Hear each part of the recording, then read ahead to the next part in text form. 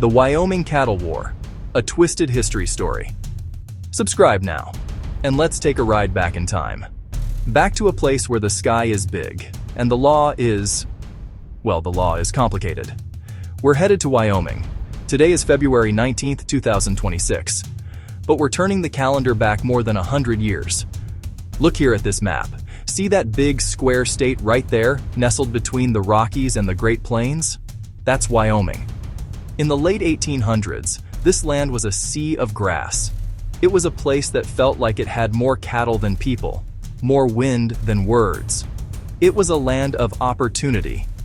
But opportunity can look different depending on who you are. For some, it looked like endless grazing. For others, it looked like a small piece of earth to call their own. And that difference, that's where our story begins. It all boils down to one simple question. A question that seems easy enough to answer, but out on that wide open range, it was a question that could get a man killed. It was a question that started a war. You'd stand out there, the wind whipping at your face, look at a lone steer under that endless sky, and you'd have to ask, whose cow is that? In the answer to that question, you'll find the heart of the conflict. It was a fight over property, over power, and over the very soul of the American West. It was a time when a man's brand was his bond, and a missing calf could be a death sentence. The story of the Wyoming Cattle War isn't just a dusty tale from a history book. It's a human story. It's about ambition, greed, and the desperate struggle to survive. It's about rich men who thought they owned the world, and poor men who just wanted their small corner of it. This wasn't a fight between cowboys and Indians like you see in the movies. This was a fight between cowboys and other cowboys. It was a civil war on the range, pitting neighbor against neighbor. It was a war fought not with cannons and grand armies, but with rifles. So, settle in. We're going to Johnson County, Wyoming in the spring of 1892. We're going to meet the men who made the rules and the men who broke them. We're going to see how a disagreement over a few head of cattle could explode into a private invasion, a siege, and a moment that would change the West forever. The air was getting cold, and the tension was so thick you could cut it with a knife. People were choosing sides, and it all started with that one, simple, dangerous question. Whose cow is that? Let's find out. After the Civil War, America was hungry for beef, and the West had the answer. Men, many of them with money from back east, from England, from Scotland, saw an opportunity. Wyoming's endless grasslands, not a wilderness, but a factory floor for making meat. They bought up huge tracts of land. They let massive herds roam free on the public domain. This was the era of the open range. There were no fences to speak of. A man's property was his cattle. The land belonged to everyone, which to them meant whoever was powerful enough to use it. These weren't your average dusty cowboys struggling to get by. These were the cattle barons. W.C. Irvine, Hubert Teskemacher. They were businessmen, on bank boards, on railroad boards. They built grand ranch houses and sipped whiskey in exclusive clubs. The Cheyenne Club, deals that shaped the state. They saw themselves as aristocrats, taming a wild frontier, building an empire of beef. For a time, business was booming. Railroads pushed westward, hauling cattle to Chicago, stockyards, and beyond. Money flowed like water. To protect their interests, they formed a group, the Wyoming Stock Growers Association. Seemed like a trade organization, but it was much more. The association became the unofficial government of the range. They controlled the cattle industry from top to bottom. Who could own a brand? Who could join the big roundups? Who could even ship cattle on the trains? On the good side, the path to wealth.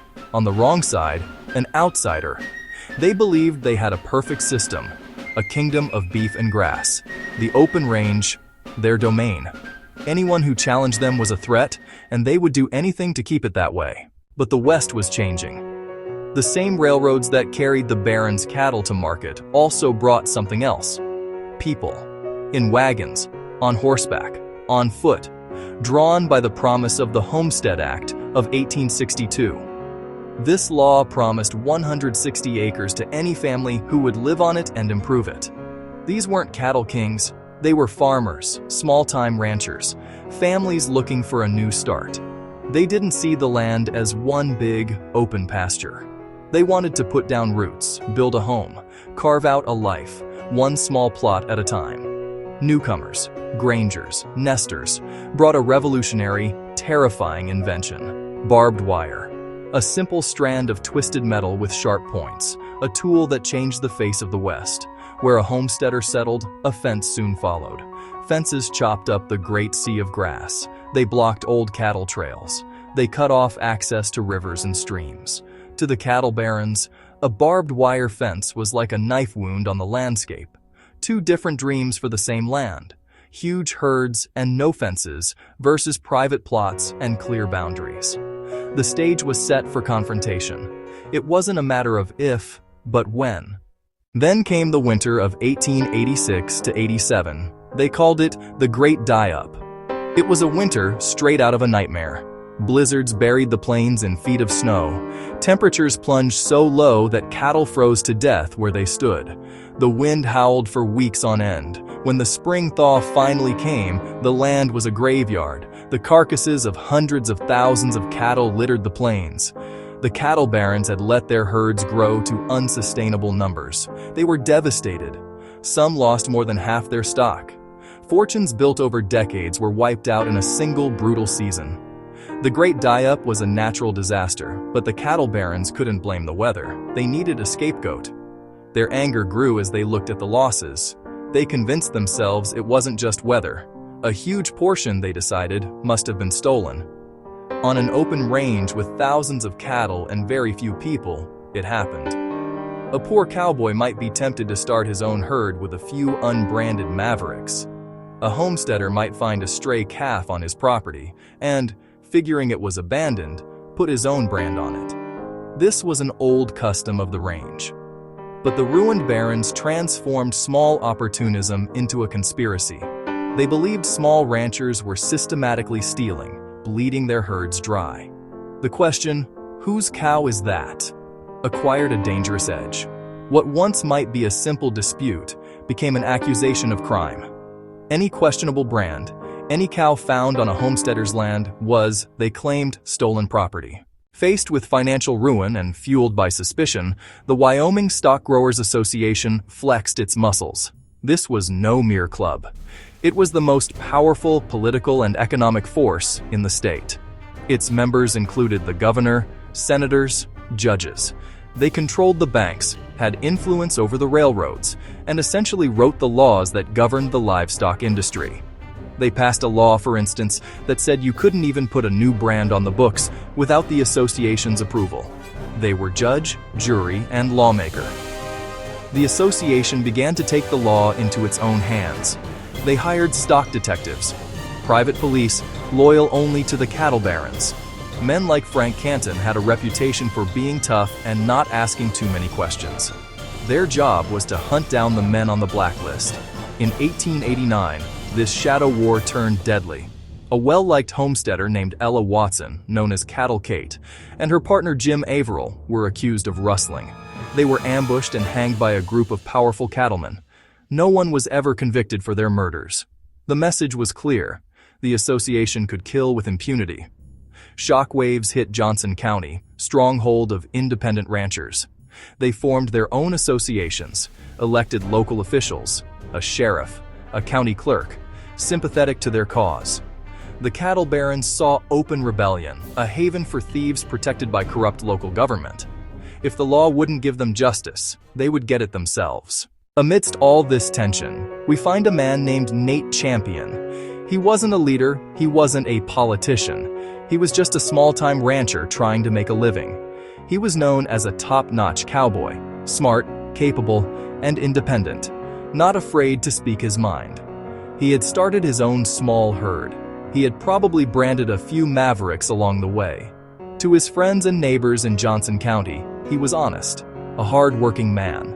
But to the association, he was a rustler, his name near the top of their blacklist.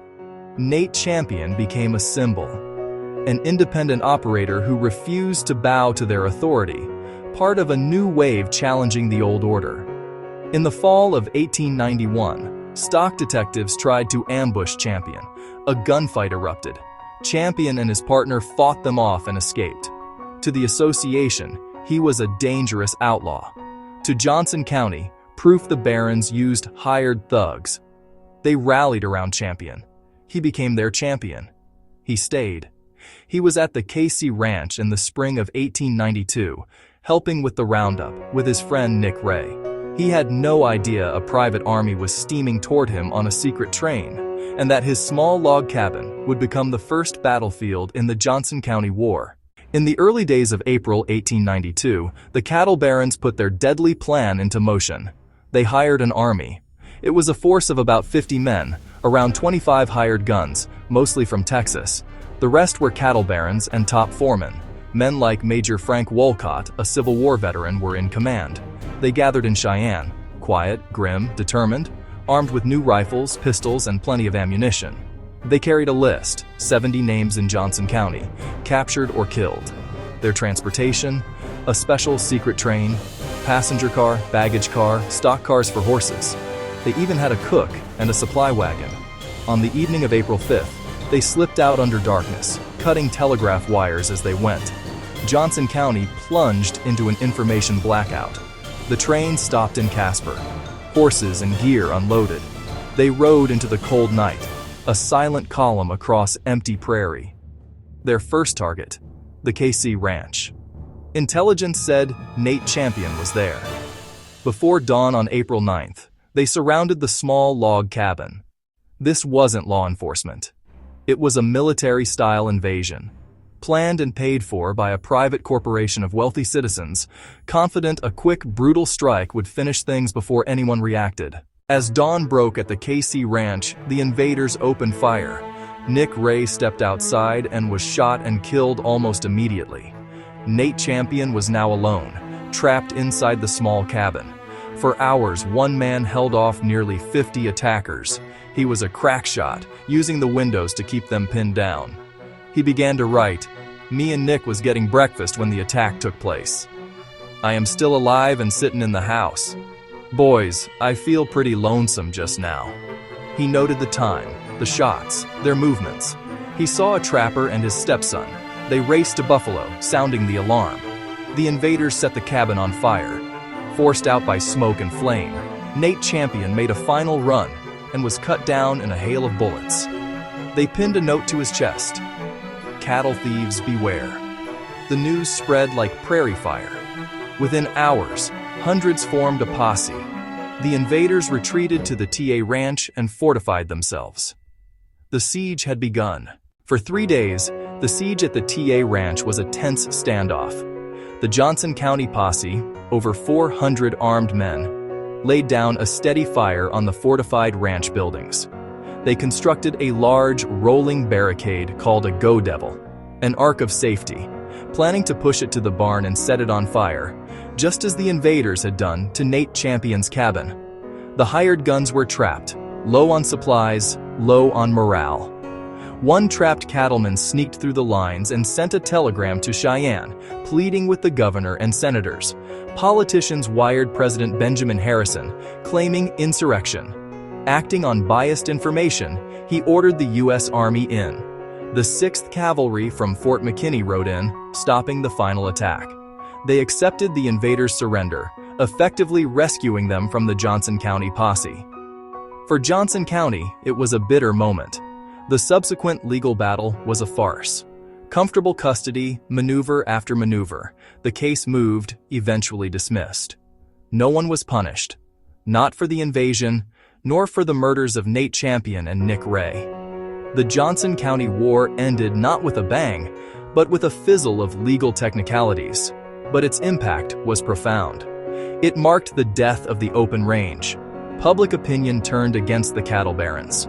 Unfenced herds across public land were over. Barbed wire went up everywhere. Ranching became managed, contained. The gun's power slowly gave way to the power of the law, though the law could still be bent by money and influence. The cowboy myth of freedom crashed into property lines and legal deeds. Thank you for joining me on this ride through a tough chapter of our history. The Wyoming Cattle War reminds us the past isn't like the movies. A story about people, power, and the land. Sometimes the biggest fights start with the smallest questions. Always keep asking, whose cow is that? Stand in Wyoming now, and the wind still moves across those same plains. The grass still bends the same way.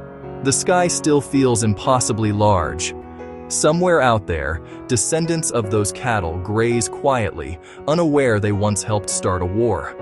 If you enjoyed this ride through twisted Western history, give this video a thumbs up, subscribe to the channel, and ride along with us again next week for more stories where history gets strange, surprising, and a little bit wild.